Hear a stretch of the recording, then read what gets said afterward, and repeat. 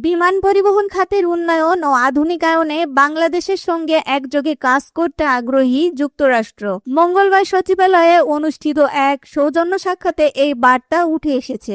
বেসামরিক বিমান পরিবহন ও পর্যটন মন্ত্রীর সঙ্গে মার্কিন রাষ্ট্রদূতের বৈঠকে দ্বিপাক্ষিক সম্পর্ক আরও সুদৃঢ় করার উপর গুরুত্ব আরোপ করা হয়। মঙ্গলবার ৩রা মার্চ ২০২৬ বাংলাদেশ সচিবালয়ে বেসামরিক বিমান পরিবহন ও পর্যটন মন্ত্রী আফরোজা খানমের দপ্তরে সৌজন্য সাক্ষাতে আসেন ঢাকায় নিযুক্ত মার্কিন রাষ্ট্রদূত ব্রেন টি ক্রিস্টেনসেন।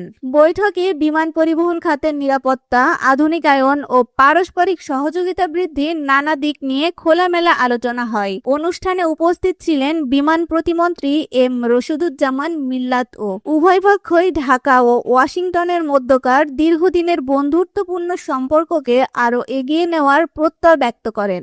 বিশেষ করে অ্যাভিয়েশন সেক্টরে প্রযুক্তিগত সহায়তা ও দুই দেশের মধ্যে আকাশপথে যোগাযোগ ব্যবস্থা আরও সহজ করার বিষয়ে জোর দেওয়া হয়। যুক্তরাষ্ট্রের মতো প্রভাবশালী দেশের সঙ্গে এই কূটনৈতিক বৈঠক দেশের পর্যটন ও বিমান খাতে নতুন সম্ভাবনার দ্বার উন্মোচন করবে বলে আশা করা হচ্ছে। কূটনৈতিক এই তৎপরতা দেশের অ্যাভিয়েশন শিল্পে কতটা গতি আনতে পারে এখন সেটাই দেখার বিষয়।